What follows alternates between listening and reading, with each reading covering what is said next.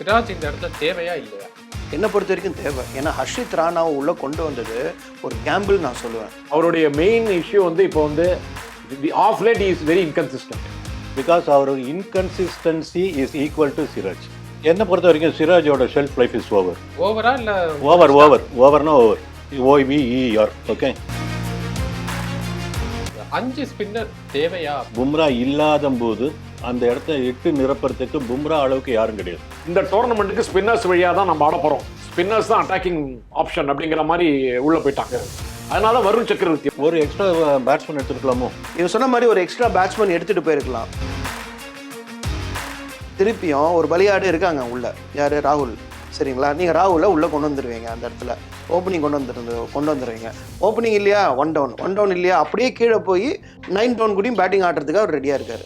Kalyan sir, பலியாடுங்கிறாங்க, என்ன சொல்றாங்க? பலியாடெல்லாம் கிடையாது. Is a floater. Is a very effectively used valuable floater. ஒரு பலியாடு இருக்கே, ரம்மிட ஜோக்கர். நான் ஜோக்கர் சொன்னேன். அவர் பலியாடு. அதான் ரம்மிட பலியாடுங்கிறது ஒரு எக்ஸ்பிரஷன், அவ்வளவுதான். பாலின்னு சொன்னா சொல்லுங்க ஜமா. Literally, he doesn't literally mean பலியாடு. He is a valuable floater and he has proved himself to be a very useful to the Indian team. Why not?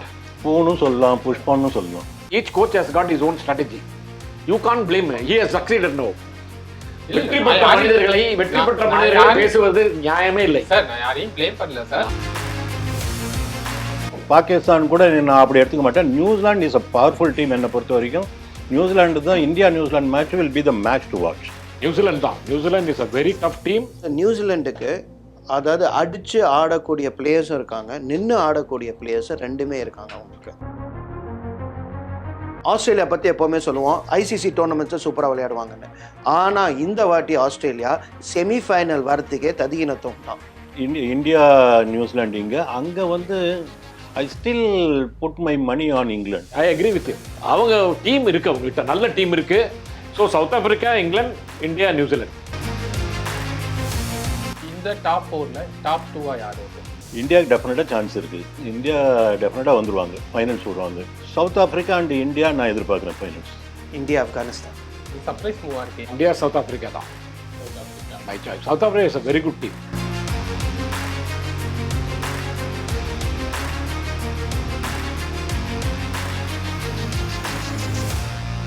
Cricket only நேயர்களுக்கு வணக்கம். ICC champions ட்ராஃபிக்கான final ஸ்குவாடை எல்லா டீமுமே announce பண்ணியிருக்காங்க. So இதை பற்றி டீட்டெயிலாக நம்மக்கிட்ட பேசுகிறதுக்காக நம்ம பேனலில் ஒரு 3 கெஸ்ட்டு இணைச்சிருக்காங்க. அவங்கள்ட்ட முதல்ல வெல்கம் பண்ணிடலாம். Ramesh sir, Kalyan sir and Vignesh sir, 3 பேருக்கும் வணக்கம். ஃபர்ஸ்ட் ஆஃப் ஆல், இந்த ஸ்குவாட்லாம் எந்த அளவுக்கு ஸ்ட்ராங்காக இருக்குது அப்படிங்கிறத பற்றி பேசுகிறதுக்கு முன்னாடி ரமேஷ் சார் ஃபஸ்ட்டு இதுலேருந்து ஆரம்பிக்கலான்னு பார்க்குறேன். இந்த ஐசிசி சாம்பியன்ஸ் ட்ராஃபி அப்படிங்கிறது என்னங்க, அதோட பேக்ரவுண்ட் என்ன அப்படிங்கிறதோட ஒரு சின்ன ஒரு விஷயத்த சொல்ல முடியுமா? சாம்பியன்ஸ் ட்ராஃபி வந்து 1998 ஐசிசியால் ஆரம்பிக்கப்பட்ட ஒரு ட்ராஃபி. ஒரு வேர்ல்டு கப் மாதிரி ஒரு போட்டி நடத்தணும் அப்படின்னு சொல்லிட்டு கிட்டத்தட்ட ஏன்னா வேர்ல்டு கப் நல்லா பிக்கப் ஆகிடுச்சு. அந்த மாதிரி இன்னொன்று கொண்டு வரலாம் அப்படிங்கிற ஐடியாவில் ஐசிசி என்ன பண்ணாங்கன்னா 1998 சாம்பியன்ஸ் ட்ராஃபிங்கிற பேரில் அந்த மாதிரி ஒரு வேர்ல்டு கப் மாதிரி ஒன்று எல்லா கண்ட்ரிஸும் சேர்த்து பண்ணுற மாதிரி பண்ணணும்னு சொல்லிட்டு ஒரு டோர்னமெண்ட் ஆரம்பிக்கணும்னு சொல்லிட்டு ஆரம்பித்தாங்க. அது வந்து ஐசிசி நாக் அவுட் ட்ராஃபின்னு பேர் இருந்தது. அப்போது அதுக்கு சாம்பியன்ஸ் ட்ராஃபின்னு பேர் இல்லை, அப்படி இருந்தது. அது முதல் வந்து ஐ திங்க் பங்களாதேஷில் நடந்தது ஃபஸ்ட்டு. இது ICC knock out trophy 1998 was held in Bangladesh. அது சவுத் ஆஃப்ரிக்கா ஜெயித்தாங்க. 1998 சவுத் ஆஃப்ரிக்கா ஜெயித்தாங்க. அதுக்கப்புறம் வந்து ஐசிசி நாக் அவுட் ட்ராஃபினே தான் நடந்துட்டு இருந்தது. பட் 2002 வந்து அது சாம்பியன்ஸ் ட்ராஃபின்னு சொல்லிட்டு ஒரு பேர் கொடுத்தாங்க. அதுக்கு நாக் அவுட் ட்ராஃபின்னு சொன்னால் அது நல்லா இல்லைன்னு சொல்லிட்டு எப்படி வேர்ல்டு கப்னு இருக்கோ அந்த மாதிரி சாம்பியன்ஸ் ட்ராஃபின்னு ஒரு சிடி அப்படின்னு கொண்டு வந்து ஐசிசி சிடி அப்படின்னு சொன்னால் புரிகிற மாதிரி கொண்டு வந்தாங்க, இந்த WC மாதிரி. அப்போ 2002 அந்த மாதிரி வந்தது. அப்போ வந்து எப்படி இருந்தால் அதுவும் நாக் அவுட் டோர்னமெண்ட்டாக தான் இருந்தது. ஒரு ஃபஸ்ட்டு மேட்ச் பார்த்தோன்னா வெளியே போக வேண்டியது தான், அப்படி தான் இருந்தது. பட் அது ரொம்ப காம்படிட்டிவ் இன்ட்ரெஸ்ட் அதில் இல்லாமல் போச்சு அப்படின்னு சொல்லிட்டு 2006 வந்து அதே பேர் கண்டினியூ ஆச்சு, சாம்பியன்ஸ் ட்ராஃபின்னு. பட் 2006 என்ன ஆச்சுன்னா அவங்க வந்து 2 குரூப் ஸ்டேஜ் மாதிரி 2 குரூப் கொண்டு வந்துட்டாங்க. அதனால ரவுண்ட் ராபின் ரவுண்டும் அதை தொடர்ந்து ஒரு நாக் அவுட் ஸ்டேஜும் வந்தது. அது நீங்கள் பார்த்தீங்கன்னா ஒரு மொத்தம் 8 டீம் எடுத்தாங்க. இது எப்படி எடுத்தாங்கன்னா அப்படின்னா, அந்த அவங்களோட ரேங்கிங்கில் இருந்த ஃபர்ஸ்ட் டாப் 8 டீம்ஸை மட்டும் எடுத்து அது 2 குரூப்பாக 4 நாளாக பிரித்து ஈச் அதர் ஆடுவாங்க குரூப் ஸ்டேஜில். அதில் டாப் 2 இங்கேருந்து டாப் 2 அங்கேருந்து டாப் 2 வந்து செமிஃபைனல்ஸ் அண்ட் ஃபைனல்ஸ் ஆடுவாங்க. அதில் குவார்டர் ஃபைனல்ஸ் கிடையாது. 2006லேருந்து இந்த மாதிரி நடந்துட்டு வருது. இது வரைக்கும் 8 சாம்பியன்ஸ் ட்ராஃபி டோர்னமெண்ட்ஸ் நடந்திருக்கு. அதில் வந்து இது 9th எடிஷன். இது வரைக்கும் 8 நடந்திருக்கு. அதில் வந்து ஆஸ் யூஷுவல் எல்லா டோர்னமெண்ட்லேயும் எல்லா ட்ராஃபிலையும் அதிகமாக வின் பண்ணுற ஆஸ்திரேலியா இதுலேயும் 2 ஜெயிச்சிருக்காங்க. இந்தியா 1.5 ஜெயிச்சிருக்காங்கன்னு சொல்லணும். ஏன்னா ஒரு தடவை இந்தியாவும் ஸ்ரீலங்காவும் ஷேர் பண்ணிட்டாங்க. அதை இந்தியா 1.5 ஜெயிச்சிருக்காங்க, ஸ்ரீலங்கா 1/2 ஜெயிச்சிருக்காங்க. South Africa, west Indies and Pakistan 1 each ஜெயிச்சிருக்காங்க. இது வரைக்கும் அந்த மாதிரி நடந்திருக்கு. வெரி இன்ட்ரெஸ்டிங் டோர்னமெண்ட் இது. இதில் என்னன்னு கேட்டிங்கன்னா, இதில் என்ன வேர்ல்டு கப்புக்கும் சாம்பியன் ட்ராஃபிக்கும் என்ன டிஃப்ரென்ஸ் பார்த்தீங்கன்னா, வேர்ல்டு கப்புங்கிறது ஒரு பெரிய ஃபார்மேட். அதில் வந்து 10-12 டீம் ஆடுவாங்க. இந்த ஐசிசி ரேங்கிங்கில் இருக்கிற டாப் 10 டீம்ஸ் தவிர இன்னொரு 2 டீம் வந்து குவாலிஃபயர் ரவுண்ட் ஆடிட்டு உள்ளே வருவாங்க. அந்த மாதிரி இருக்கிறது பெரிய ஃபார்மேட். அது ரவுண்ட் ராபினில் ஈச் அதர் ஆடுற மாதிரி வரும். அந்த மாதிரி ஒரு ஃபார்மேட் அது. அதில் வந்து குவார்டர் ஃபைனல்ஸ் உண்டு. இதில் குவார்டர் ஃபைனல்ஸ் கிடையாது. அதில் குவார்டர் ஃபைனல்ஸ், செமிஃபைனல்ஸ், ஃபைனல்ஸ்னு உண்டு. இதில் only semifinals and finals. World cup ஜெயிக்கிறவங்க வந்து வேர்ல்டு சாம்பியன்ஸாக கருதப்படுவாங்க. பட் இதை பொறுத்த வரைக்கும் எப்படின்னா, டாப் 8லேருந்து எடுக்கிற டீமில் யார் பெஸ்ட்டு அப்படின்னு பார்க்குற ஒரு ஒரு ஒரு சின்ன ஒரு மினியேச்சர் இது. அந்த மாதிரியான ஒரு டோர்னமெண்ட்டு தான் இது. சாம்பியன்ஸ் ட்ராஃபிங்கிறது ஒரு இதான். இதோட சிம்பிளாக சொல்லணும்னா இதுதான் அதோட பேக்ரவுண்ட். விக்னேஷ் சார், இப்போ நிறைய T20 தான் விளையாடிட்டு இருக்காங்க. நிறைய டீம்ஸ் நம்மளால பார்க்க முடியுது. டெஸ்ட், ஓடிஐ அப்படிங்கிறது இப்போ கிரிக்கெட்ல ரொம்ப குறைஞ்சு போச்சு. அந்த மாதிரி ஒரு சமயத்துல நிறைய கேப்புக்கு அப்புறம் ஒரு சாம்பியன்ஸ் ட்ராஃபி நடக்குது. எப்படி பார்க்குறீங்க? இது வந்து ஒரு வெல்கம் மூவாக தான் பார்க்குறேன். ஏன்னா நீங்கள் பார்த்தீங்கன்னாக்கா இந்த 50 ஓவர் ஃபார்மேட்டை வந்து ஒரு அழிய போகுதுன்னு சொல்லிட்டு ஒரு விஷயம் சொல்லிட்டு இருக்காங்க. ஏன்னா டெஸ்ட் மேட்சுக்கான ஒரு முக்கியத்துவம் இருக்குது. ஏன்னா அந்த ஃபார்மேட் வந்து real test for both batsman and பவுலருங்கிறாங்க. T20 தான் எல்லா ரசிகர்களுக்கும், புதிய ரசிகர்கள் எல்லாருமே T20 நோக்கி தான் உள்ளே போகிறாங்க. ஸோ 50 ஓவர்ஸ் என்ன நடக்க போகுது உங்களுக்கு அது தெரியல. ஸோ இந்த 50 ஓவர்ஸில் பெரிய ப்ராப்ளம் என்னென்னா, காலையில் ஆரம்பித்து சாயந்தரம் வரைக்கும் ஆடுறாங்கப்பா. இது வந்து டெஸ்ட் மேட்ச் ஆடுற மாதிரி இருக்க மாட்டேங்குது. திடீர்னு பார்த்தா டொக்கு வைக்கிறாங்க, திடீர்னு பார்த்தா எப்போ அடிக்க போகிறாங்கன்னு நமக்கு தெரிய மாட்டேங்குது. ஸோ நம்ம T20 பார்க்குறோன்னா அந்த 3 மணி நேரத்தில் வந்து அவங்க அந்த ஒரு அதிரடி ஆட்டம் பார்க்கலாம். இங்கே எனக்கு அதிரடி ஆட்டம் எனக்கு பார்க்கறதுக்கான பொறுமை இல்லை அப்படின்னு சொல்லி தான் மக்களிடையே நிறைய பேருக்கு வந்து இருக்கிற ஒரு சிந்தனை. அவ்வளோதான். பட் இது ஐசிசி எப்படி பார்க்குறாங்க அப்படின்னு சொல்லி பார்த்தா, இந்த ஃபார்மேட் வந்து ரொம்ப நல்ல ஃபார்மேட். சரிங்களா? இந்த ஃபார்மேட்டை விடக்கூடாது. நீங்கள் வேர்ல்ட் கப் பார்க்குறீங்க. வேர்ல்ட் கப்பில் ஒரு விஷயம் சார் சொன்ன மாதிரி, வேர்ல்ட் கப்பில் ஒரு குவாலிஃபையிங் டீம்ஸ்லாம் உள்ளே வந்து விளையாடுறாங்க.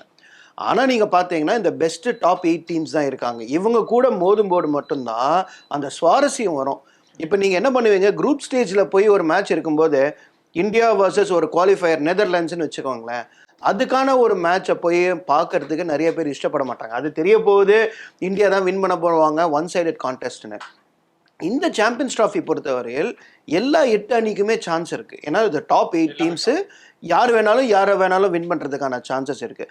இதில் பாருங்கள், ஒரு team like Sri Lanka and west Indies உள்ள குவாலிஃபை ஆகலை. சரிங்களா?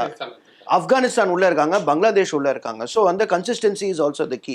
ஸோ இந்த டாப் 8 டீம்ஸ் தான் நீங்கள் பார்க்கும்போது, இந்த டாப் 8 டீம்ஸுக்கு உள்ளுக்குள்ளே நடக்கிற மேட்சஸ்னால இதோட சுவாரஸ்யம் வந்து அதிகமாக இருக்குது. இன்னும் 2வது விஷயம், இது சப்கான்டினென்ட் பிச்சர்ஸில் விளையாடப்படுது. அதாவது பாகிஸ்தான்லேயும், அதுக்கப்புறம் நீங்கள் பார்த்தீங்கன்னாக்கா உங்களுக்கு மிடில் ஈஸ்ட்லேயும் விளையாடுறாங்க. ஸோ இந்த 2 இடத்துலையும் விளையாடும்போது சப்கான்டினென்ட் கண்டிஷன்ஸ் இருக்கிறதுனால சப்கான்டினென்ட் டீம்ஸை வந்து நல்லா விளையாடுறதுக்கான சான்சஸ் இருக்குது. So Sena country south Africa, England, New Zealand and Australia அவங்க வந்து டஃப் கொடுத்து விளையாடினா தான் இந்த மாதிரி ஒரு டோர்னமெண்ட்டை வின் பண்ண முடியும். ஸோ அப்படி இருக்கிறதுனால எல்லாருக்குமே ஒரு ஃபேர் சான்ஸ் இருக்குது. இந்த செமிஃபைனல்ஸ் போகிற வரைக்கும் ஒரு விறுவிறுப்பாக தான் போகும். எல்லா மக்களும் பார்க்கக்கூடிய ஒரு போட்டியாக தான் நான் இதை பார்க்குறேன். ஸோ சாம்பியன்ஸ் ட்ராஃபின்னு பொறுத்தவரையில் நான் வேர்ல்ட் கப்போட ஒன் ஸ்டேஜ் வந்து ஹையாக நான் ரேட் பண்ணுறேன். ஏன்னா இது எப்படின்னா, வேர்ல்ட் கப்பில் குவாலிஃபையிங் ஸ்டேஜ், அதுக்கப்புறம் குரூப் ஸ்டேஜ், அதுக்கப்புறம் சுவாரஸ்யம் பிடிக்குது எங்கே அப்படின்னு சொல்லி பார்த்தீங்கன்னா இந்த செமிஃபைனல்ஸ் தான் நிறைய பேர் பார்ப்பாங்க. இங்கே அப்படி கிடையாது. செமிஃபைனல்ஸ்க்கு முன்னாடி இருக்கிற மேட்சஸே பார்த்தீங்கன்னா top 8 teams, knock out format இல்லை, லீக் ஃபார்மேட்டு தான். பட் ஆனாலுமே உங்களுக்கு கன்சிஸ்டண்ட்டாக விளையாடினா தான் உங்களுக்கு செமிஃபைனல் வர முடியும். ஸோ இந்த டாப் 8 டீம்ஸ்குள்ளே இருக்கிறது 2 குரூப்பாக பிடிச்சி விளையாடும் போது இது சுவாரஸ்யம் ரொம்ப அதிகமாகவே இருக்கும். அதனால எனக்கு இந்த டோர்னமெண்ட் மேலே எனக்கு ரொம்ப ஒரு பெரிய ஒரு இஷ்டம் இருக்குது, அப்படி தான் நான் சொல்லுவேன். இந்த ஐசிசி சாம்பியன்ஸ் டிராஃபி வந்து பாகிஸ்தான்ல நடக்குது. இந்தியா வந்து பாகிஸ்தானுக்கு போக மறுத்துட்டாங்க. இங்கே என்ன ஒரு கேள்வினா, பாக்கி எல்லா டீமுமே போகிறாங்க, அவங்களுக்கெல்லாம் அந்த செக்யூரிட்டி த்ரெட்டன் அப்படிங்கிறது அவ்வளவா இல்லை. அவங்கெல்லாம் போகும்போது இந்தியா மட்டும் ஏன் அதை மறுத்தாங்க, ஏன் எல்லா மேட்சும் துபாயில் நடத்தணும்னு கேட்குறாங்க அப்படிங்கிற ஒரு கேள்வியும் ஒரு சாரார் வைக்கிறாங்க. நீங்கள் எப்படி பார்க்குறீங்க? இல்லை, அது இருக்குது. But Indian board has no control over this. It is a political decision. So it is not just மீதி டீம்லாம் போகிறாங்க நம்ம போல அப்படிங்கிறது பேச்சே கிடையாது. அது India Pakistan relationship is entirely different from other countries having a relationship with Pakistan. அதனால் இந்தியா பண்ணது கரெக்டு தான். And fortunately India did not protest against Pakistan hosting that tournament. They only said that they cannot come and travel and play in Pakistan. அதனால் இது ஒன்றும் பெரிய விஷயமே இல்லை. India ஒரு இது பாகிஸ்தானுக்கு ஒரு அளவுக்கு சப்போர்ட் தான் பண்ணியிருக்காங்க. அதனால் இது பெரிய விஷயமா நம்ம கருதக்கூடாது. நல்ல காலம் யூஏஇயில் நிறைய பாகிஸ்தான் ஒரு 3-4 வருஷம் பாகிஸ்தான் டெஸ்ட் கிரிக்கெட் கூட ஹோஸ்ட் பண்ண முடியாமல் இருந்துச்சு. யூஏஇ தான் hosting on behalf of Pakistan. அதனால் UAE is a country where everybody can play also and crowd also நல்ல சப்போர்ட் வரும். 2 டீமுக்கும் நல்ல சப்போர்ட் வரும். அதுக்கு ஒரு பாகிஸ்தானுக்கும் ஆல்மோஸ்ட் இது ஹோஸ்ட் கண்ட்ரி மாதிரி தான் அது. அதனால் இதனால் வந்து ஒரு எந்த பாதிப்பும் இல்லை. இது வந்து சரியான மூவ் தான். இதில் ஒன்றும் இப்போ ப்ரொட்டஸ்ட் பண்ணுறதுக்கோ ஒரு இது பண்ணுறதுக்கோ ஒரு எந்த ஆப்பர்ச்சுனிட்டியும் இல்லை இதில். ஃபர்ஸ்ட் ஆஃப் ஆல் இந்த team squad 15 number squad announce பண்ணியிருக்காங்க. பும்ரா வந்து இன்ஜுரி காரணத்தினால அவரை எடுத்துகிட்டு போக முடியல. அதுலேருந்து நம்ம தொடர்ச்சி பார்த்தோன்னா ஒரு 5 ஸ்பின்னர் தேவையா அப்படிங்கிற ஒரு கேள்வி தான் இங்கே மிகப்பெரிய ஒரு பேச்சு ஃபுல்லாகவே இருக்குது. நிச்சயமாக தேவையில்லைங்கிறது என்னுடைய அபிப்பிராயம். அது நல்ல கரெக்டான ஒரு கேள்வி கேட்டீங்க. அதுவும் இந்த பும்ரா இல்லாத போது அந்த இடத்த இட்டு நிரப்புறதுக்கு பும்ரா அளவுக்கு யாரும் கிடையாது. பும்ராவோட நம்பர் அவனு நிரப்பலாமே தவிர பும்ராவோட குவாலிட்டியை நிரப்புறதுக்கு முடியாது. ஸோ அந்த சமயத்தில் தேர் மேபி ஏதாவது ஒரு சான்ஸ் நம்மளுக்கு வரக்கூடிய ஒரு சந்தர்ப்பம் வரக்கூடிய நிலைமை வரும். என்னென்னா இந்த போலர் வேண்டாம், இவனை ட்ரை பண்ணி பார்க்கலாம் அப்படின்னு ட்ரை பண்ணக்கூடிய ஒரு நிலைமை வரலாம். அந்த சமயத்தில் நீங்கள் வந்து உங்களோட ஃபாஸ்ட் பவுலர்ஸை நீங்கள் லோட் பண்ணி வச்சுருந்தா கூட ஓரளவுக்கு பரவாயில்ல. செகண்ட் திங், நான் எதுக்காக கொஞ்சம் ஸ்பின்னர்ஸ் இந்தியன் டீமில் ஜாஸ்தி இருக்காங்கன்னு நான் அபிப்பிராயப்படுறேன்னா, இருக்கிறவங்க எல்லாருமே குவாலிட்டி ஸ்பின்னர்ஸ். நீங்கள் வந்து ஒரு ஹாஃப் பேக்டு ஸ்பின்னர் இருந்தான்னு வச்சுக்கோங்களேன், அவருக்கு ஒரு சான்ஸ் கொடுக்குறீங்க, பர்ஃபார்ம் பண்ணால் ஓகே, பர்ஃபார்ம் பண்ணலைன்னா ஓகே, அடுத்த மேட்ச் உட்கார வச்சிடலாம் அப்படிங்கிற மாதிரி இல்லை. இப்போ இருக்கிற ஸ்பின்னர்ஸ்லாம் நீங்கள் அவருக்கு சான்ஸ் கொடுத்து அவர் பர்ஃபார்ம் பண்ணலைனாலும் ட்ராப் பண்ண முடியாத அளவுக்கு குவாலிட்டி இருக்கிற ஆள். இன்றைக்கி அவர் ஆஃப் கலர், அடுத்த மேட்ச்சு பார்ப்பார், நல்லா பண்ணலாம் அப்படின்னு எதிர்பார்க்குற மாதிரி தான் இருக்குது. நீங்கள் இதில் வந்து சரி, இது என்ன தெரியுமா ஆகும், இந்த மாதிரி நீங்கள் டாப் குவாலிட்டி நான் சொல்கிறது இன்க்ளூடிங் வாஷிங்டன் சுந்தரை சேர்த்து சொல்கிறேன். ஏன்னா அவரோட பர்ஃபார்மன்ஸ் எல்லாம் எடுத்து வச்சு நம்ம கன்சிடர் பண்ணி சொல்கிறேன். இந்த மாதிரி ஸ்பின்னர்ஸ் எல்லாருமே நல்ல குவாலிட்டியாக நீங்கள் எடுக்கும்போது அவர் அனாவசியமாக 2 பேர் ஆடப்படப்படாமல் போயிடும். நம்ம சாம்பியன்ஸ் ட்ராஃபி இந்த மாதிரி ட்ராஃபியில் வந்து ஆட போகிறது மொத்தம் 3 மேட்ச் தான். இந்த முதல் 3 மேட்ச்சில் எத்தனை சேஞ்சஸ் அவங்களால பண்ண முடியும்? கையில் 5 ஸ்பின்னர் வச்சுருக்கீங்க. ப்ரிலிமினரி ஸ்டேஜில் நீங்கள் வந்து அதிகபட்சமாக எத்தனை சேஞ்ச் பண்ண முடியும்? ஒரு சேஞ்ச் பண்ணுவீங்களா? பண்ணுறதா இருந்தால் கூட அதுக்கு மேலே பண்ண போகிறது இல்லை. செகண்ட் திங், இதில் நீங்கள் இன்னொரு மைனஸ் பாயிண்ட் நீங்கள் இதில் பார்த்தீங்கன்னா, இந்த ஸ்பின்னர்ஸு நம்ம பேசுகிற எல்லாருமே ஆல்ரவுண்டர்ஸாக இருக்காங்க. எக்ஸப்ட் அந்த 2 பேர், அட்லீஸ்ட் 3 பேர் ஆல்ரவுண்டர்ஸாக இருக்காங்க. இந்த 3 பேரில் இப்போ உதாரணத்துக்கு வந்து ஜடேஜான்னு எடுத்துக்கோங்களேன், இல்லை அக்ஷர் பட்டேல் எடுத்துக்கோங்க. இப்போதைக்கு அவர் தான் நம்ம டாக்கிங் பாயிண்டாக இருக்கார், அதனால் அதை எடுத்துப்போமே. அக்ஷர் பட்டேல் வந்து ஒரு ஸ்பின்னராக அவரால் பர்ஃபார்ம் பண்ண முடியாமல் போனாலும் அவர் 40-50 ரன் அடிச்சிட்டாருன்னா அவர் ட்ராப் பண்ணுவீங்களா? ஸோ பண்ண முடியாத சுச்சுவேஷனில் இந்த டீம் மேனேஜ்மெண்ட் தள்ளப்படும். அதனால இந்த எக்ஸ்ட்ரா ஸ்பின்னருங்கிறது ரெடண்டண்ட்டாக தான் இந்த டீமுக்கு அமையுதுங்கிறது என்னோட அபிப்பிராயம். கல்யாண் சார், இந்த ஸ்பின் ஓவர்லோடு அப்படிங்கிறத எப்படி பார்க்குறீங்க நீங்கள்? நல்லா பெர்ஃபார்மன்ஸ் பண்ணியிருக்காரு, T20ல வருண் சக்கரவர்த்தி நல்லா பெர்ஃபார்மன்ஸ் பண்ணியிருக்காரு, ஓகே, அதனால ஓடி இங்கிலாண்டில் எடுத்துகிட்டு வந்தாங்க. அதோட அடிஷனாக இப்போ சாம்பியன்ஸ் ட்ராஃபியும் எடுத்துகிட்டு வந்துருக்காங்க. ஆல்ரெடி ஸ்குவாடில் 4 ஸ்பின்னர் இருக்கும்போது அடிஷனலாக இன்னொரு ஸ்பின்னரை ஆட் பண்ணணுமா? அதான் அவர் சொன்ன மாதிரி பூம்ரா வந்து ஃபிட்னஸ் இல்லைன்னு உடனே ஒரு மாதிரி ஒரு கன்ஃபியூஸ் ஆகிட்டாங்க செலக்டர்ஸ், டீம் மேனேஜ்மெண்ட் எல்லாருமே. பூம்ரா அளவுக்கு யாரும் மேட்ச் பண்ணுற மாதிரி ஃபாஸ்ட் பவுலர்ஸ் யாருமே இல்லை. முகமது சிராஜ் தான் அடுத்த எக்ஸ்பீரியன்ஸ் பவுலர். அவருடைய பர்ஃபார்மன்ஸ் வந்து ஒரு இன்கன்சிஸ்டண்ட்டாக போயிட்டு இருக்கு லாஸ்ட்டு 1 இயராக. அதனால் அவர் வந்து ஒரு பிரைம் பவுலராக வந்து எடுத்துன்னு போகிறதுக்கு சான்ஸ் இல்லை நமக்கு.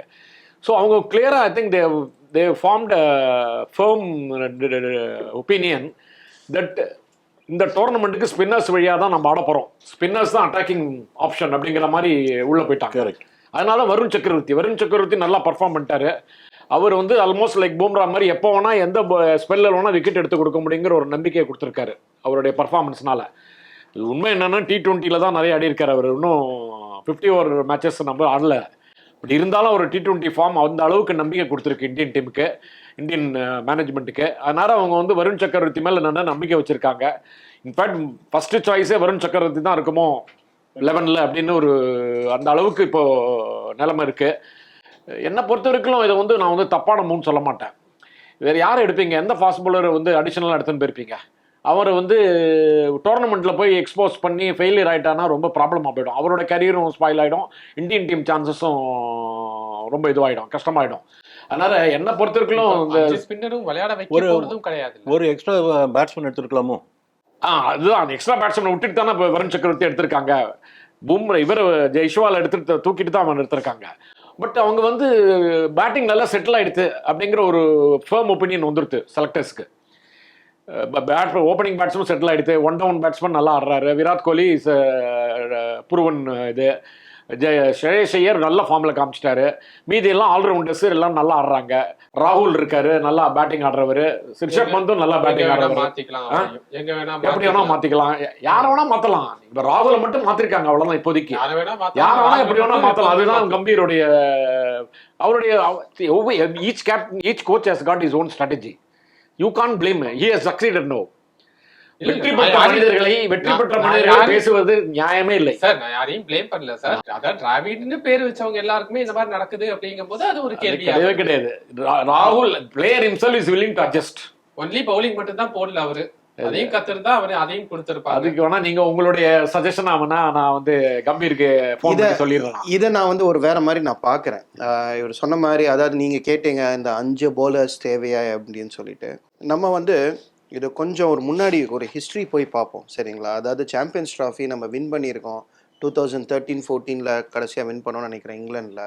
அஸ்வின் லாஸ்ட் ஓவர் போட்டு அது 20 ஓவர் ஃபார்மேட்டு நல்லா ஞாபகம் இருக்குது. பால் இவ்வளோ திரும்பும், லாஸ்ட் ஓவர் போட்டு ஸ்டுவர்ட் பிராட் அடிக்க போக முடியாமல் வின் பண்ணியிருக்காங்க. அந்த டைமுக்கும் இந்த டைமுக்கும் ரெயின் எஃபெக்டட் விக்கெட்டு. ஏன்னா இங்கிலாண்டில் பொறுத்த வரைக்கும் அந்த மாதிரி பால் திரும்பி நான் பார்த்ததில்லை. அந்த அளவுக்கு வந்து ஒரு இது இருந்தது. பட் இதை நான் எப்படி பார்க்குறேன் அப்படின்னு சொல்லி பார்த்தீங்கன்னா, ஃபஸ்ட்டு கண்டிஷன்ஸ், அது ரொம்ப முக்கியமான ஒரு விஷயம். எங்கே நம்ம விளையாட போகிறோம், நம்ம ஆட போகிற எல்லா மேட்சஸுமே வந்து யுஏஇயில் தான் ஆட போகிறோம், சரிங்களா? உங்களுக்கு வந்து பாகிஸ்தானில் ஆட போதில்லை. ஏன்னா டைம் ஆஃப் தி இயரும் முக்கியம். இப்போ நீங்கள் பார்த்தீங்கன்னா இன்னும் பாகிஸ்தானில் கொஞ்சம் வின்டர் தான் இருக்குது. இப்போ நமக்கு இங்கே சென்னையில் இருக்கும்போது என்னப்பா காலையில் பனிமூட்டமாக இருக்குன்னு சொல்லிட்டு நம்ம பேசிகிட்டு இருக்கோம். இன்னும் ஃபுல்லாக வந்து நமக்கு இன்னும் வரல. அதனால பாகிஸ்தானில் விளையாடினாக்கா கொஞ்சம் பச்சை ட்ராக்கு போடுறதுக்கான சான்சஸ் இருக்குது. ஏன்னா பாகிஸ்தானோட மெயின் ஆம்பிஷனே என்னென்னா, இந்தியா வந்து அங்கே போய் ஆடிந்தாங்கன்னு வச்சுங்களேன், முதல்ல பச்சை ட்ராக் தான் போட்டிருப்பாங்க. ஏன்னா அந்த ஃபாஸ்ட் பவுலிங்காகவே அவங்க அதை பண்ணியிருப்பாங்க. பட் யுஏஇயில் அந்த மாதிரி பண்ண முடியாது, கிளைமேட்டிக் கண்டிஷன்ஸ் கொஞ்சம் வேறு. ரெண்டாவது விஷயம், யுஏஇ பிச்சஸ் எப்போதுமே பேட்டிங் சாதகமாக தான் இருந்திருக்கு. ஈவன் போலர்ஸாலையும் பெருசாக திருப்பி ஒரு போலிங் ட்ராக்காக இருந்திருக்காரு. துபாய் பார்த்தீங்களா, எப்போவுமே ஒரு பேட்டிங் ட்ராக்காக தான், ஒரு ஃப்ளாட் ட்ராக்காக தான் இருந்திருக்கு. இது ஒரு சைடு. இன்னொரு சைடு நீங்கள் பார்த்தீங்கன்னா, முன்னாடி காலத்தில், அதனால தான் நான் அந்த ஹிஸ்ட்ரி எடுத்தேன். சேவாக் ஒரு போலர், சச்சின் டெண்டுல்கர் ஒரு போலர், இவங்க எல்லாருமே ஒரு பார்ட் டைம் போலர்ஸ் அப்படின்னு சொல்லிட்டு, சௌரவ் கங்குலி, இவங்க எல்லாருமே வந்து ஒரு 3 ஓவர் 4 ஓவர் 3 ஓவர்னு சொல்லி போடுவாங்க. இப்போ என்ன ஆயிடுச்சு அப்படின்னு சொல்லி பார்த்தீங்கன்னா, இப்போ பேட்ஸ்மேன் வந்து போலிங் போடுறதே இல்லை. விராட் கோலி போலிங் போடுறது இல்லை. ரோஹித் சர்மா முன்னாடி போட்டிருந்தவர் போலிங் போடுறது இல்லை. ஸோ இப்போ உங்களுக்கு இந்த பார்ட் டைம் ஆஃப் ஸ்பின்னர்ஸ் போலர்ஸுங்கிற ஒரு கான்செப்டே வந்து T20 ஆன அப்புறம் இல்லை, நிறைய மேட்சஸ்க்கு விளையாடுறதுனால அவங்க என்ன பண்ணிட்டாங்க, நான் ஃபோக்கஸ்டாக பேட்டிங் மட்டும்தான் ஆடுவேன் அப்படின்ட்டாங்க. அதனால என்ன ஆயிடுச்சு, உங்களுக்கு ஒரு ஆல்ரவுண்டர் ஸ்பாட்ஸ் வந்து அதிகமாயிருச்சு. அப்படி தான் பார்ப்பேன். இதுவே நீங்கள் இங்கிலாந்து எடுத்துங்க, அந்த மாதிரி இல்லை. இங்கிலாண்டில் உங்களுக்கு போலிங் பார்த்தீங்கன்னா part time bowlers Joe Root போடுறாரு, லியாம் லிவிங்ஸ்டன் போடுறாரு, 2 பிளேயர் நம்ம எடுத்துப்போம், சரிங்களா?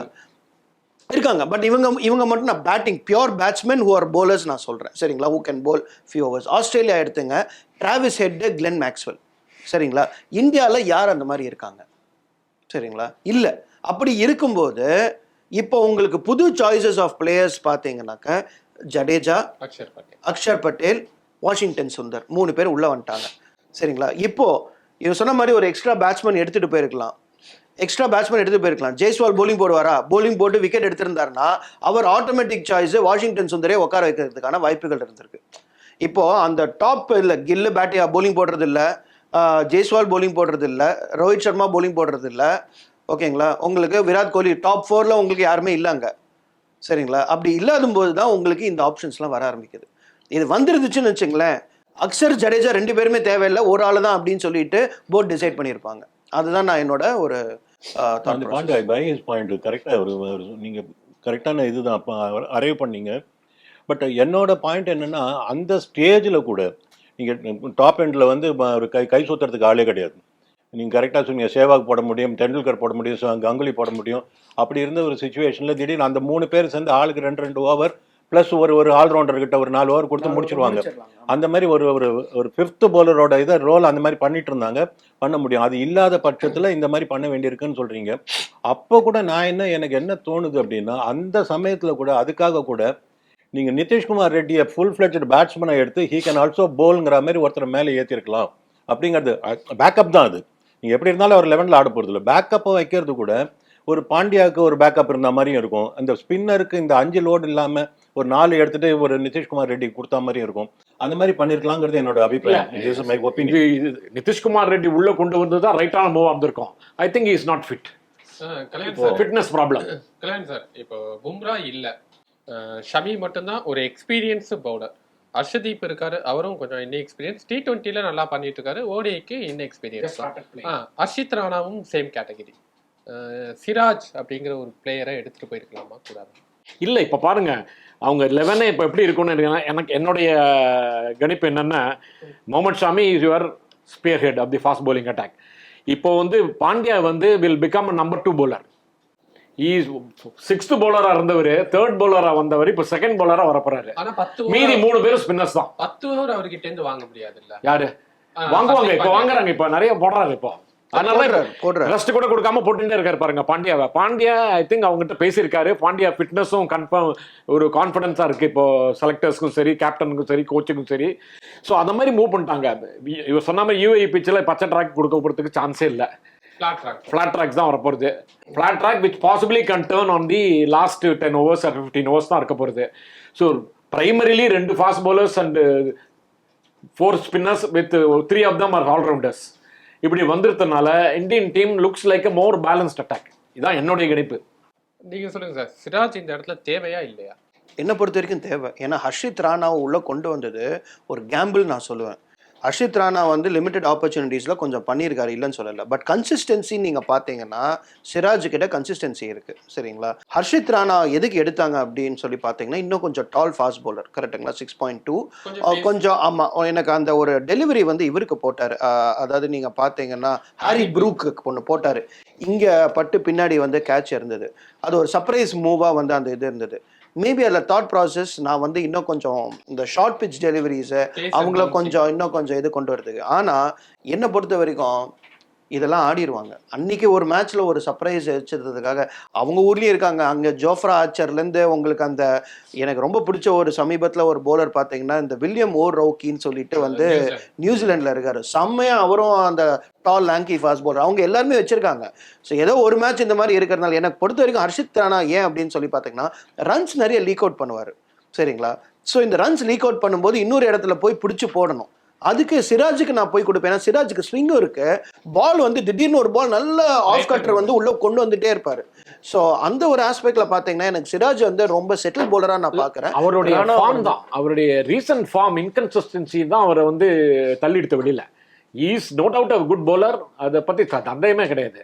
பட் அவருடைய மெயின் இஷ்யூ வந்து இப்போ வந்து of late is very inconsistent. நீங்க எப்படி பாக்குறீங்க சார்? என்னை பொறுத்த வரைக்கும் சிராஜோட shelf life is over. He will never come back to international cricket. எழுதி வச்சுக்கோங்க. ஓவரா இல்ல ஓவர்னா ஓவர், OVER. ஓகே அவர் he will not come back because our inconsistency is equal to Siraj. ஒரு ஸ்பெல்லு ஒன்று வரும் அவருக்கு, திடீர்னு பேய் பிடிச்சா மாதிரி ஒன்று போடுவார், ஒரு 5 விக்கெட் கிடைக்கும், அவ்வளோதான். அதுக்கப்புறம் அவர் என்ன ஆனார் அப்படின்னு ஒரு போலர் இங்கேருந்து எங்கப்பா அவன் அப்படின்னு கவுண்ட் பண்ணி கேட்குற மாதிரி தேடுற மாதிரி ஆகிடும். அவர் வந்து அவரோட லைஃப் ஓவர். கிரிக்கெட் இன்டர்நேஷ்னல் கிரிக்கெட்டில் ஓவர். இனிமேல் வரப்போகிறது இல்லை. இனிமேல் நீங்கள் ஃபியூச்சர் தான் பார்க்குறோம். ரிக்ரஸிவாக நீங்கள் பார்த்து பிரயோஜனமே கிடையாது. ஹர்ஷித் ராணா மாதிரி ஆட்களை எப்படி டெவலப் பண்ணலாம் அப்படின்னு பார்க்கணும். அதுதான் எக்ஸாக்டாக இந்த டீம் மேனேஜ்மெண்ட் பண்ணிட்டு இருக்காங்க. அப்புறம் இவர் விக்னேஷ் சொன்னார் வந்து ஒரு ஃபாஸ்ட் பவுலரோட ஒரு main line fast bowler and நீங்கள் சொன்னீங்களா? ஓகே. அதில் வந்து இல்லை, எனக்கு என்ன தோணுதுன்னா 2 ஃபாஸ்ட் பால் ஹர்ஷ்தீப் டெஃபினட்டாக ஆடுவார். ஹர்ஷ்தீப்பை வந்து டெவலப் பண்ணணும். ஹர்ஷ்தீப் கிட்ட எக்ஸலன்ட் ஸ்விங் இருக்குது. பவர் பிளேயில் விக்கெட் எடுக்கக்கூடிய ஒரு பவுலர் அவர். இப்போ நீங்கள் ஹர்ஷித் ராணா கூட ஒன் சேஞ்ச் பவுலர் தான். அவரு கூட நீங்கள் இனிஷியலாக அவருக்கு 11ல் சான்ஸ் கிடைக்குமாங்கிறது டவுட்டு தான். எனக்கு தெரிஞ்சு ஷமி அண்ட் ஹர்ஷ்தீப் ஆடுவாங்க. தேர்ட் சீமராக பாண்டியா இருப்பார். 3 ஸ்பின்னர் ஆடுவாங்க. இந்த 3 ஸ்பின்னரில் ஒரு ஸ்பின்னரும் பாண்டியாவும் ஒரு 10 ஓவர்ஸை ஷேர் பண்ணுவாங்க இருக்கும். அந்த 3 ஸ்பின்னரில் ஒரு spinner more of a batsman ஆடுவார், லைக் அக்ஷர் பட்டேல் பண்ண மாதிரி. அது அப்படி தான் இவங்களோட பிளான் இருக்கும். ஒரு ஃபாஸ்ட் பவுலர் அட்டாக் வந்து பாண்டியாங்கிற மாதிரி இருக்காது. 5 பவுலரோட அவங்க போக மாட்டாங்க நிச்சயமாக. 6 பவுலர் இருப்பாங்க. அந்த 6 பவுலரில் 3 ஆல்ரவுண்டர்ஸ் இருப்பாங்க. பாண்டியா, ஜடேஜா அண்ட் அக்ஷர் இருப்பாங்க. அதில் ஒருத்தர் ஒரு பேட்ஸ்மேன் ரோலை பெருசாக பண்ணுற மாதிரி இருக்கும். ஒரு பேக்கப் ஓப்பனர் அப்படிங்கிறது இல்லாமல் போகிறாங்க. இது எந்த அளவுக்கு கரெக்டாக இருக்கும்? ஃபர்ஸ்ட் டென்டேட்டிவ் ஸ்குவாட்ல பார்த்தா ஜெய்ஷ்வாலை பேக்கப்பாக வச்சுருந்தாங்க ஓப்பனருக்கு. இப்போ அவரை எடுத்துட்டு தான் வருணா உள்ள எடுத்துகிட்டு வந்திருக்காங்க. ஸோ இந்த மூவ் எப்படி பார்க்குறீங்க? பேக்கப் ஓப்பனர் தேவை அவசியம் இல்லை. ஜெய்ஷ்வால் வந்து பாவம், my heart goes to him. ஏன்னா அந்த மாதிரி ஒரு பர்ஃபார்ம் பண்ண ஒரு ஆள் ஸ்குவாட்லேயே வர முடியாமல் போகிறதுங்கிறது ஒரு துரதிருஷ்டம் தான். பட் நீங்கள் பார்த்தீங்கன்னா அதுக்கு தான் உங்களுக்கு ஒரு ரம்மி ஜோக்கர் ஒருத்தர் இருக்காருல்ல, எங்கே வேணாலும் வச்சு ஆடலாமே. உங்கள் ஃப்ரெண்டு ராகுலை தூக்கி கேஎல் ராகுல் எங்கள் ஃப்ரெண்டா? ஆமாம். ஸோ டீமுக்குள்ள அந்த இதுக்கு கொஸ்டின் வந்து இல்லாமல் நீங்கள் வந்து ஓப்பனர்ஸில் யாருக்காவது அடிக்கடி பட்டுதுன்னா ஆட முடியாமல் போச்சுன்னா ராகுல் ஓப்பன் பண்ணுவார். ராகுல் இடத்துக்கு பந்த் உள்ள வருவார். அப்படி வச்சுட்டு தான் ஆடுவாங்க. அதுதான் அவங்களோட plan. But having set that, நீங்கள் ஒரு ஃபார்முக்காக இந்த 2 ஓப்பனர்ஸை பிரிக்கிறதுங்கிறது மறந்துடுங்க. இல்லை, ரோஹித் சர்மா அண்ட் சுப்மன் கில்லோட பேர் வந்து it is going to stay. அதில் ஒன்றும் டவுட்டே கிடையாது. நான் பார்த்தேன், அது ஒரு ஸ்டாட் பார்த்துட்டு இருந்தேன். 26 இன்னிங்ஸ் அவங்க ஓப்பன் பண்ணியிருக்காங்க. 1950 ரன்ஸோ என்னமோ அவங்க அடிச்சிருக்காங்க. 74 ரன்ஸ் ஆவரேஜ் வச்சுருக்காங்க.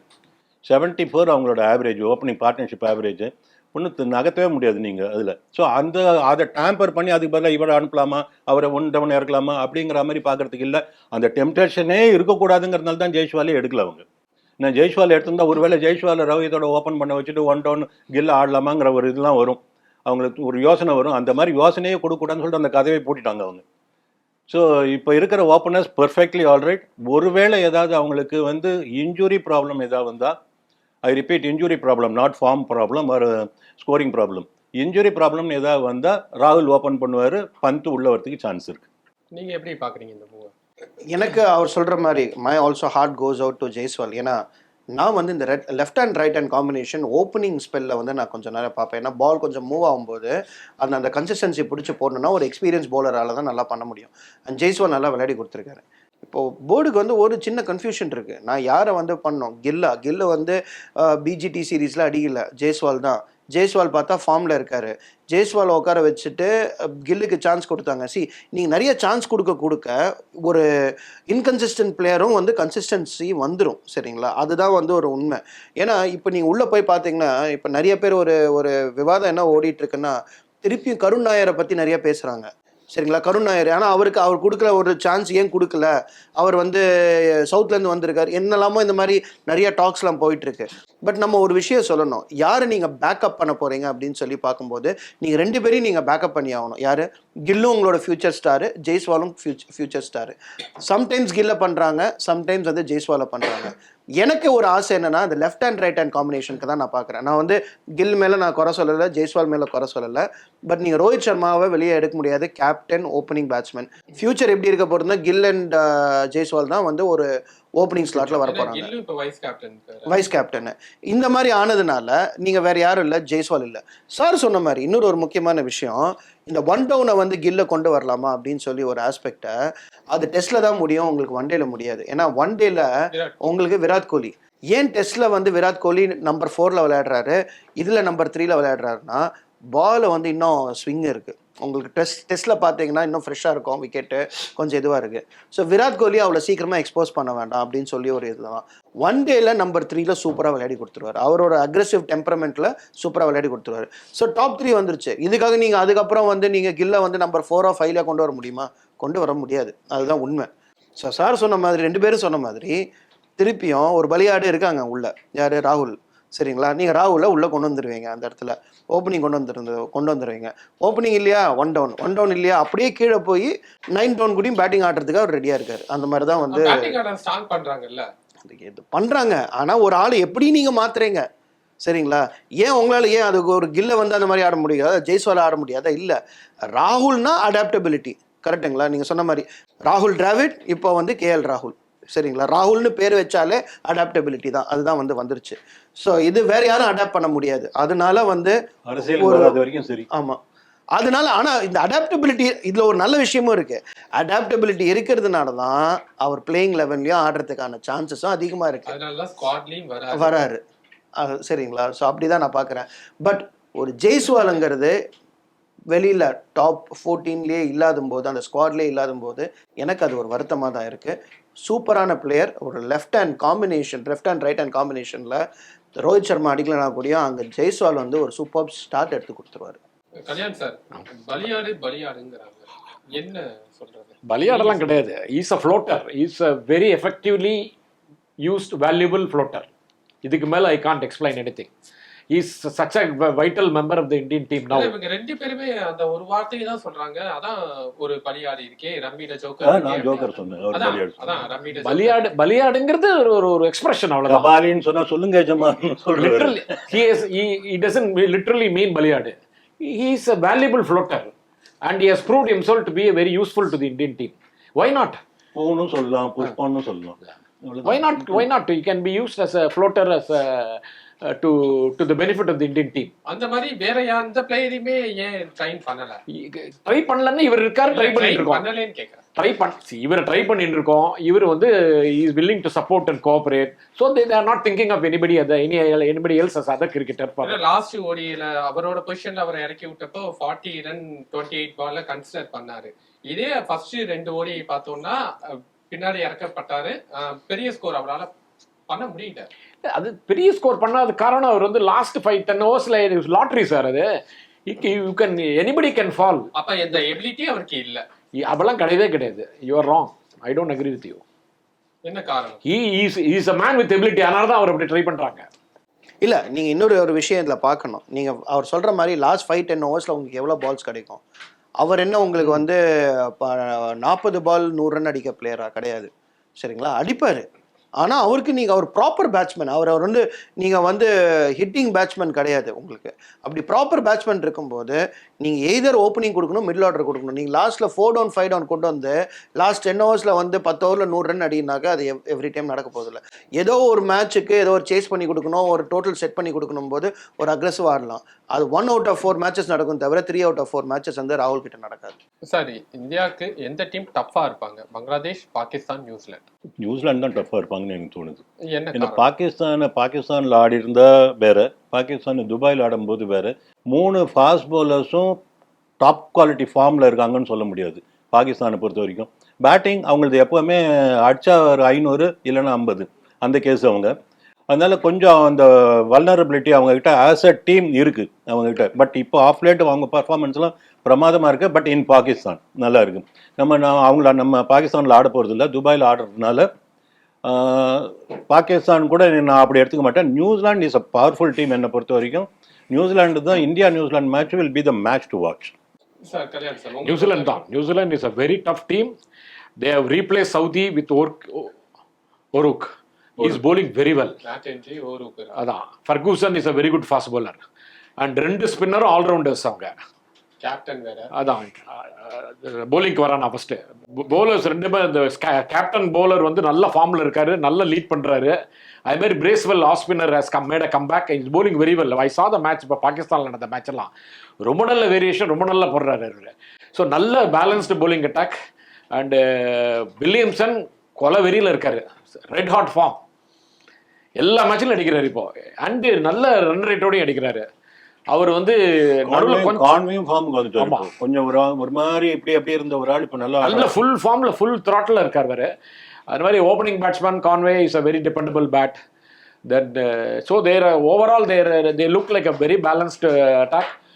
ஒன்லி திங் ஸ்லோ, ஓரளவுக்கு ஃப்ளாட் ஸ்லோ விக்கெட்டாக இருந்தால் their batsman may not get going. நம்ம இன்னொரு இம்பார்ட்டன்ட் பாயிண்ட் நீங்கள் பார்த்தீங்கன்னா நியூசிலாந்து டீமில் வந்து கான்வே, லேத்தம், பிரேஸ்வெல், சாண்ட்னர் ஒரு கிட்டத்தட்ட 5-6 லெஃப்ட் ஹேண்டர்ஸ் இருக்காங்க. 6 லெஃப்ட் ஹேண்டர்ஸும் 11ல் இருப்பாங்கன்னு தெரியாது. அட்லீஸ்ட் 4 லெஃப்ட் ஹேண்டர்ஸ் டாப்லேயே இருக்காங்க, நம்பர் 6க்குள்ளே இருக்காங்க. நீங்கள் அவங்க நியூசிலாண்டு ஆட போகிற டீம்ஸ் எல்லாமே நீங்கள் பார்த்தீங்கன்னா லெக் ஸ்பின்னர்ஸ் தான் இருக்காங்க.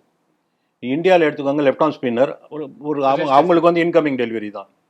ஸோ வருண் சக்கரவர்த்தி நீங்கள் அந்த கேட்டகரியில் எடுக்காதீங்க, மிஸ்ட்ரி ஸ்பின்னர்னு விட்டுருங்க. அந்த பெனிஃபிட் ஆஃப் டவுட் கொடுத்துடலாம். சுந்தர் ஒருத்தர் தான் ஆஸ்திரேலியா. ஆமாம், உங்களுக்கு குல்தீப் இருக்காருல்ல, குல்தீப்பும் அதே அவ்வளவுதான். இப்படி இப்போ இன்கமிங் டெலிவரிஸ் அவங்களுக்கு பாசிபிலிட்டிஸ் ஜாஸ்தி. இந்தியா வந்து சுந்தர் அந்த அட்லீஸ்ட் அகெயின்ஸ்ட் நியூசிலாந்து ஆடுவாங்களா தெரியாது. இது ஒரு பெரிய பாயிண்ட் இதில். சார் நம்மள ஒயிட் வாஷ் பண்ணிட்டு போயிருக்காங்க நியூசிலாந்து டெஸ்ட்டில். அதுக்கு இப்போ பதிலடி கொடுப்பாங்களா? ஏன்னா இப்போ இந்த குரூப்லேயே பார்த்தா நியூசிலாந்து தான் டஃபஸ்ட் டீமாக இருக்காங்க. நான் கட்டாயமாக சொல்கிறேன், இவங்க சொல்கிறதுல நான் எந்த மறுபேச்சும் கிடையாது. ஏன் நான் சொல்கிறேன், இன்னொரு விஷயம். அதாவது நியூசிலாண்டுக்கு அதாவது அடித்து ஆடக்கூடிய பிளேயர்ஸும் இருக்காங்க, நின்று ஆடக்கூடிய பிளேயர்ஸும் ரெண்டுமே இருக்காங்க அவங்களுக்கு. சரிங்களா? உங்களுக்கு டேரல் மிச்சல் மிடில் ஆர்டர் செம்ம பேட்ஸ்மேன். சரிங்களா? சிஎஸ்கேக்கு விளையாடினார். அந்த அளவுக்கு வந்து அவர் ஒரு பிரைட் ஸ்பாட் கொடுக்கலனாலும் அவரோட டேலண்ட்டை இன்றைக்கும் வந்து நியூசிலாந்து அவ்வளோ பேக்கப் பண்ணுறாங்க. அவரும் ஸ்கோர் பண்ணியிருக்காரு. டாம் லேத்தமாக இருக்கட்டும், உங்களுக்கு மெயின் திங் வில்லியம்சன். நான் இந்த ட்ரை சீரீஸில் ஒரு மேட்ச் பார்க்குறேன், எல்லாருமே வந்து 100+ ஸ்ட்ரைக் ரேட் வைக்கும்போது வில்லியம்சன் ஒரு மேட்ச் 1 டவுனில் வந்து 50% தான் ஸ்ட்ரைக் ரேட் இருக்குது.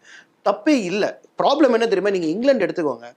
இங்கிலாந்து ஒரு மேட்ச்சு கூடயும் அவங்களால இந்த சீரீஸில் இந்தியா வர்சஸ் இங்கிலாந்து சீரீஸில் ஒரு மேட்ச்சு கூடயும் 10 விக்கெட் விடாமல் ஆடி 50 ஓவர் ஆடவே முடியல.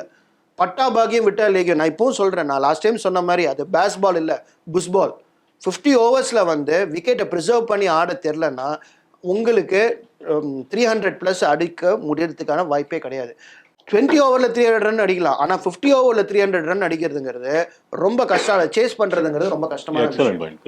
சரிங்களா? 20 ஓவர்ஸில் வந்து அடி விட்டு ஏன்னா ஒரு போலருக்கு 4 ஓவர் தான். இங்கே கிடையாது. குல்தீப் 10 ஓவர் போடலாம், ஒரு பெஸ்ட் போலர் 10 ஓவர் போடலாம். உங்களுக்கு ரிவர்ஸ் ஸ்விங் ஒரு கான்செப்ட் ஒன்று வரும். ஆனால் இப்போ கம்மியாயிருச்சு, ஏன்னா வந்து 2 நியூ பால் இருக்கிறதுனால. சரிங்களா? பட் இதெல்லாம் இருக்கும்போது கஷ்டம். 50 ஓவர் நின்று ஆடி உங்களால் 300-350 ரன் அடிச்சிங்கனால சூப்பரான ஸ்கோரு.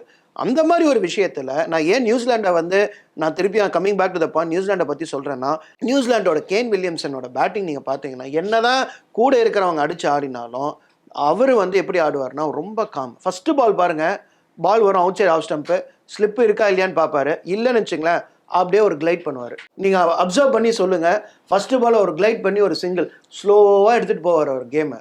அந்த கான்செப்ட் வந்து பிரெண்டன் மெக்கலம் மாற்றி யோசிக்கிறாரு.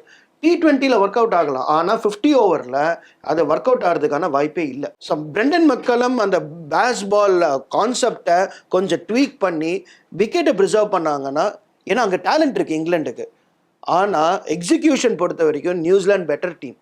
அதனால தான் சார் 2 பேரும் சொன்னது என்னதுன்னா, நியூசிலாந்துலாம் வந்து ஒரு டஃப் ஆப்போனன்ட் அப்படின்னு சொல்லிட்டு சொன்னாங்க. சப்கான்டினென்ட்டில் வந்து வின் பண்ணி காட்டி கொடுக்குற ஒரு டீம். 2வது டீம் நான் சொல்லிக்கிறேன். இன்னொரு ஒன்று, ஆஸ்திரேலியா பற்றி எப்போவுமே சொல்லுவோம் ஐசிசி டோர்னமெண்ட்ஸை சூப்பராக விளையாடுவாங்கன்னு. ஆனால் இந்த வாட்டி ஆஸ்திரேலியா செமிஃபைனல் வரத்துக்கே ததிகினத்துவம் தான். ஏன் நான் சொல்கிறேன், பேட்டிங் வச்சு மட்டும் முடியாது, போலர்ஸ் உங்களுக்கு வேணும்.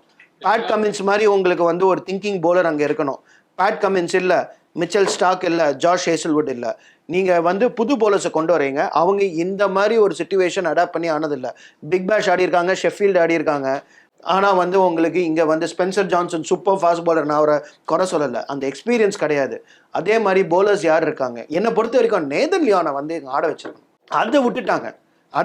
அதை விட்டுட்டு இவங்க போனது வந்து ஜாம்பா கொஞ்சம் ஓகே, குட் போலர்.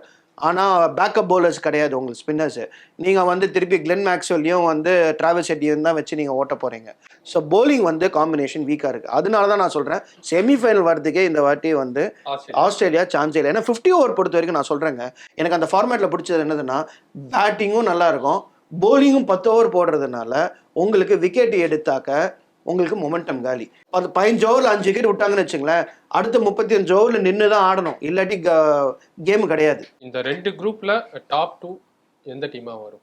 என்னை பொறுத்த வரைக்கும் இந்தியா அண்ட் நியூசிலாந்து. ஸோ அதில் வந்து சவுத் ஆஃப்ரிக்கா ஒன்று, சரிங்களா. ரெண்டாவது டீம் பிட்வீன் என்னை பொறுத்த வரைக்கும் ஒரு ஆப்கானிஸ்தான் ஒரு சர்ப்ரைஸ் கொடுப்பாங்கன்னு நான் பார்க்குறேன். Between Australia and Afghanistan. நான் ஆஸ்திரேலியா இல்லைன்ட்டு, அதனால ஆப்கானிஸ்தான் நான் போகிறேன். ஓகே, உங்களை பொறுத்த வரைக்கும் 90% அவரது நான் அப்படியே என்டாஸ் பண்ணுறேன். குரூப் பிலையும் இந்தியா நியூசிலாந்து இங்கே அங்கே வந்து I still put my money on England. இன்னமும் இங்கே அவங்க சொதப்பினாங்களே தவிர ஆன் பேப்பர் வந்து டெரிஃபிக் டீமுங்க அது, அதில் ஒன்றும் டவுட்டே கிடையாது. அப்ளிகேஷன் சரியில்லை, கொஞ்சம் ஒரு அதாவது மாத்திரை இத்திரை கொடுத்து மெக்கலம் மட்டும் ஒரு அந்த அந்த கிரவுண்டை விட்டு வெளியே அனுப்பிட்டாங்கன்னா மேட்ச் ஜெயிப்பாங்க அவங்க. அனுப்பிட்டா. அதனால அவரோட ஸ்ட்ராட்டஜி வந்து ஒர்க் அவுட் ஆக மாட்டேங்குது. Top quality team, excellent bowlers அவங்க கிட்ட இருக்கிறவங்களாம். பேட்ஸ்மேன் நீங்கள் எடுத்து பார்த்தீங்கன்னா ஏதாவது குறை சொல்ல முடியுமா அவங்களுக்கு? ஃபில் சால்ட்டை எடுத்துக்கோங்க, டக்கெட் எடுத்துக்கோங்க, பட்லர் எடுத்துக்கோங்க, ஏதாவது குறை சொல்கிற மாதிரி இருக்கா அவங்களுக்கு? ப்ரூக் எடுத்துக்கோங்க. அவ்வளோ டாப் குவாலிட்டி டீம் இங்கே வந்து அப்படி பேத்தட்டிக்காக பெர்ஃபார்ம் பண்ணாங்க. பட் இருந்தாலும் எனக்கு என்னமோ கொஞ்சம் அந்த ஒரு நம்மளை ஆண்டவர்கள் மேலே ஒரு சின்ன காதல் இருக்குது. England and South Africa. Okay, South Africa top class team. South Africa, England, I agree with. என்ன இங்கிலாந்து, நான் முதல்ல நம்ம ஃபர்ஸ்ட் இன்டர்வியூலேயே சொன்னேன் சார், அது England is very good on paper அப்படின்னு. சொன்ன மாதிரி ஸ்ட்ராட்டஜிஸ் தப்போ, வேற ஏதாவது பிளேயர்ஸ் சரியா செட்டில் ஆலையோ, சோ மெனி ரீசன், அதாவது we need not have to go into the detail. அவங்க டீம் இருக்கு, அவங்ககிட்ட நல்ல டீம் இருக்கு. With a slight change in their attitude and fine-tuning the strategy, they will become a good team. They can win. So South Africa, England, India, New Zealand. இந்த top 4ல top 2 யார் வருவோம்? அப்புறம் ட்ராஃபின்னு கேட்டுருங்களேன். அடுத்த கேள்வியா வரும். அடுத்த கேள்வி அது வரும்.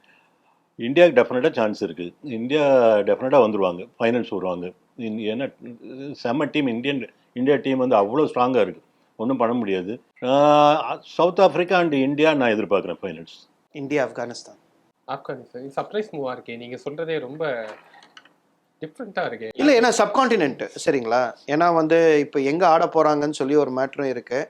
எனக்கு ஒரே ஒரு ஆஸ்பெக்ட் என்னென்னா, ஆப்கானிஸ்தானுக்கு போய் ஒரு பச்சை ட்ராக் கொடுத்தாங்க தான் காலி ஆவாங்க, சரிங்களா. இல்லைன்னு வச்சுங்களேன், போலிங் பாருங்க, ரஷீத் கான், அங்கே நூர் அகமது நம்ம சிஎஸ்கே போலர், அவங்க 2 பேரும் காம்பினேஷன், பால் 2 சைட்லயும் திரும்பும். நபி இருக்காரு, நபி ஒரு டாப் கிளாஸ் ஆல்ரவுண்டர், இன்னைக்கு நம்பர் 1 ஆல்ரவுண்டர். ஷக்கீப் நான் சொல்லுவேன், அன்பார்ச்சுனேட்லி ஷக்கீப் இல்லை. பங்களாதேஷ் ஷக்கீப் இருந்தாங்கன்னா பங்களாதேஷை நான் டாப் 4ல போட்டிருப்பேன். ஷக்கீப் இல்லை, சரிங்களா. சப்கான்டினென்ட்ல உங்களுக்கு நறுக்குன்னு 10 ஓவர் போட்டு பேட்டிங்கும் மிடில் ஆர்டர் ஆடி கொடுக்க ஒரு பிளேயர்னா அது ஷக்கீப் தான். அது அவருக்கு நல்லா தேய்ச்சி எடுத்து வந்துடுவார். ஷக்கீப் இல்லை, அங்கே வந்து நபி இருக்காரு. ஸோ இந்த போலிங்கை வச்சுட்டு அவங்களுக்கும் ஃபரூக்கி இருக்காரு. எனக்கு போலிங் பொறுத்த வரைக்கும் நல்லாவே இருக்கு. இந்த பேட்டிங் மட்டும் கொஞ்சம் கன்சிஸ்டன்ட் ஆடி கொடுத்துட்டாங்கன்னா, அங்கே இந்த குர்பாஸ்லாம் வந்து ஆடினார்னா